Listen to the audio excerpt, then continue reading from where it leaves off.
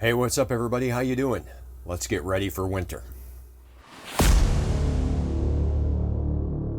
Hey, how you doing? It's me, Robert Anthony, living with Rob.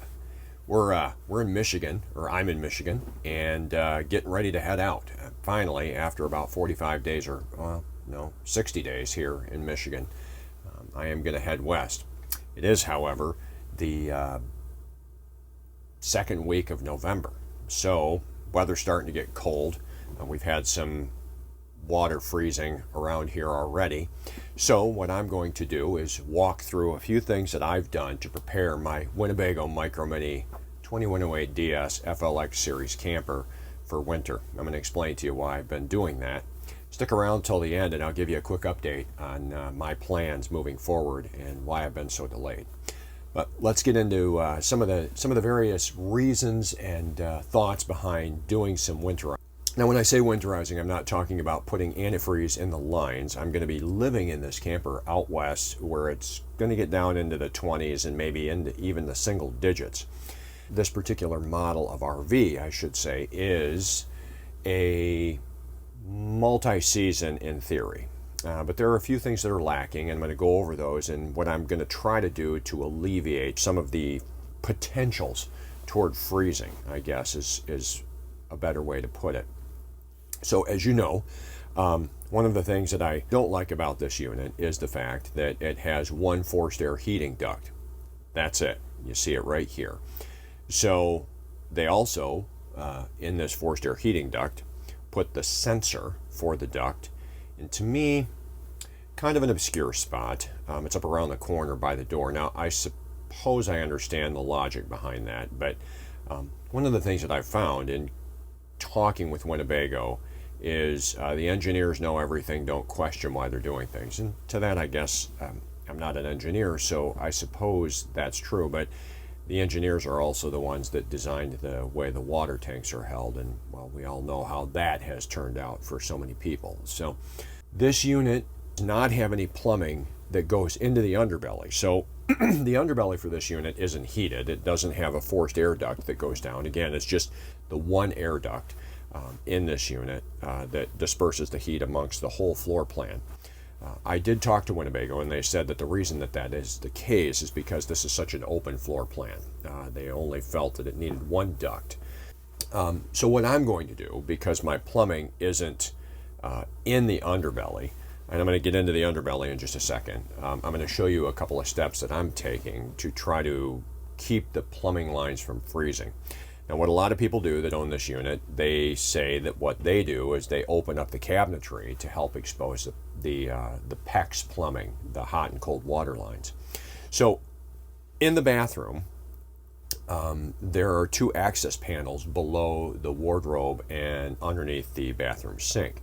Now, those access panels are screwed in.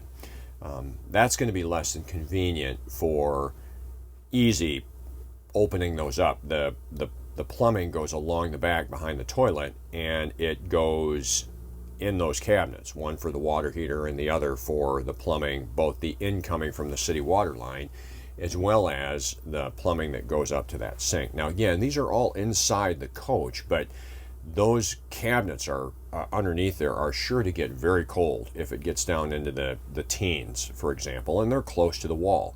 And while the wall is insulated and is thick styrofoam, it's not going to be enough should it get very cold, because there's some water access holes there. Those are going to be thin plastic, and it's going to expose those pipes to potentially freezing temperatures, or will cause them to freeze. So what I'm doing is I'm going to put, I went and bought some cabinet handles, some covered handles, and I've just put these cabinet handles on here, and I'm going to use Velcro instead of screws to secure these panels. This way, should I need to expose those areas to heat while the heat is on, it is going to allow me to easily remove those panels and replace them once the weather warms up. So that's the first project that I've tackled. So I'll be able to leave the kitchen drawer or even the kitchen under sink cabinet open That plumbing is very close to the wheel well, which is aluminum. It's not insulated, and that has the potential to get very cold. But that's also in the cabinet where the Truma Vario heat is sitting. So there's going to be a lot of ambient heat in that area, as well as it's going to be drawing cold air out of there frequently, because the circulation for that unit all takes place underneath that enclosed space there. So I'm less concerned about that, but it's that back plumbing that really has me concerned. So I believe that providing access and heat in those areas when the heat is running is going to make a big difference in how low this temperature can go. One of the things that I found when I replaced my toilet, I put in a new Dometic toilet because the toilet that came with this model did leak sewer gas up into the coach. Dometic generously replaced this with a very nice ceramic porcelain toilet. That's a good story in that, but I won't get into it. But when I put that down, I didn't get the seal correct, so I was getting a lot of toilet flush, fortunately just urine, going down through and settling in the underbelly. So I had to resolve that problem. But when I resolved that problem, I found that the heating pad on the black tank also, like the front one, when the front one was disconnected, was not attached properly, the black tank was also only half attached. Now, the underbelly only has the tanks, the holding tanks. It doesn't have any plumbing, as I've said before, but those holding tanks have heating pads on them that are not contacting the tank. Well, it's not going to do a good job of heating it. So I did order a new tank heater, and I did install that. So in doing that, drying that bottom underside out, I did learn that they have done a good job of using a Reflectix style insulating barrier both above the trusses, between the underlayment of the floor and the insulation of the floor, and then the underbelly itself. The material that seals in the underbelly is not just coroplast. It is a coroplast, or a plastic corrugated type material, that also has a Reflectix or an aluminum barrier there that's an insulating barrier. So I think between that and the 6 or 8 inches up to the top with another insulated blanket that is also Reflectix, keeping everything heated or cool in the summer, I think the insulation on the underside is adequate. Given there's no plumbing down there, I suspect that's why they haven't put forced air heating down there, is there's no plumbing. I could be wrong, but that's my theory behind it. So as long as your tank heaters are affixed, I think you'll be fine with this particular unit. So the next thing that I did is I opted to put propane tank sensors. I bought these propane tank sensors on Amazon. I bought a 2-pack. They detect the levels of propane, and they send them to an app on my phone. When you get into these cold areas, you're going to go through propane quite a bit faster. Now, I have 30-gallon propane tanks. I upgraded to 30-gallon tanks from the 20 that came with the unit, or not gallon, 30-pound tanks from the 20-pounders that came with the unit. But you do go through them quite a bit quicker when you're using a lot of heat. I don't want my propane to run out in the middle of the night if it's 15 or 20 degrees. So I can now, using these propane tank sensors, check and see where I'm at before the night fall, and before the heat is really kicking on, and I can make sure that I'm going to be good, and I can be a little more preemptive in making sure that my tanks are full before I get somewhere that I'm going to be for 5 or 6 days, because could go through a tank of propane in a matter of just a couple of days if we're running a lot of heat. These tank sensors are a little bit finicky. They're a little bit picky to install, so what I ended up having to do was sand off the paint off of the bottom of each of the tanks to get a good connection, to make sure that it was getting a good read on the tank, as well as making sure that the magnets had enough surface area to stick through the really thick levels of paint that they put on these propane tanks when they come out of the factory. So sanded it off, really got it clean, used the dielectric grease, and those tank sensors seem to be working accurately and well. So I think that's a good addition. The next things that I did is I've decided that this unit, because it doesn't have dual pane windows like many of the four-season campers do, like from Arctic Fox, for example. It doesn't have the double pane windows. It gets drafty. So for $5.50 or $6, I bought this window seal kit where you can stick these on. You use a hair dryer to seal them up or to stretch them out to provide a second barrier, kind of an air gap between the window and the interior of the coach. We used to use these in Michigan when I lived up here and had single pane windows in the first house that I bought, and they do make a significant difference on the heat loss and on the cold air drafts and the cold air coming in. So I spent the afternoon yesterday putting those on and sealing them up. Now what I did is I tried to tape these to the aluminum rail, since cutting this video today, a lot of and I used rubbing alcohol on the aluminum rail too, but they're pulling free, I guess is what I'm looking for. I wanted to avoid putting them on the wall boards around the windows because the wallpaper on these rips off pretty easily. So I am going to, if I'm going to seal these off, I am going to have to put them on the wall board because on two of the or actually on all the windows, the corners are kind of pulling out. The aluminum, for whatever reason, that tape that they send with these isn't wanting to hold on the aluminum portion, so I'll have to redo that, but it's $6. I will say though, overnight it did make a difference in how drafty it was in here, as well as how much less the heat ran. So if you're running a unit and you're using it in the winter time, I think that it's a good idea to use this film over your windows. It's a real easy project, especially it'll be easy if I'm just doing it on the wall board because the corners can be squared off. It was difficult taping on the rounded portion of the aluminum frame, that's for sure. So one of the last things that I did in this process is I sealed up the water tank, the freshwater tank drain.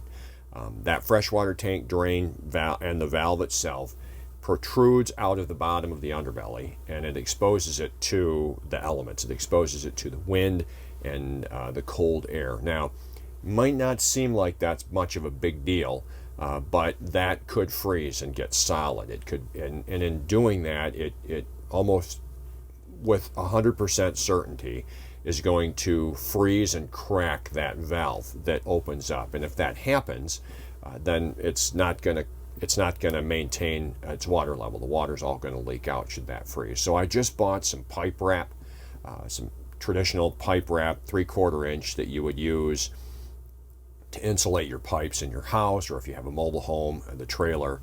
And I put that pipe wrap around there. Used electrical tape because I didn't have any duct tape handy, and I makeshifted the bottom because the valve is much bigger than the pipe wrap, so I kind of cut it and pieced it together, and that should be adequate. If the tank heater is keeping the water in the tank warmed to the degree that it's not freezing, I don't believe that valve is going to freeze, but I'm not willing to take a chance. It's not that big of a deal. I don't ever use that valve anyway, and I can just undo it quite easily at the end of the season if I want to expose that valve to be able to drain the tank or to be able to use it. So I believe that taking these few steps are just a few ways that I can more comfortably live stress-free when it starts to get cold. Some of the first stops that I plan to make when I head west are going to be in the Colorado area, working my way down into the Utah desert. And so, you know, it's going to get cold. It could get cold, and it's going to freeze things if they're not protected.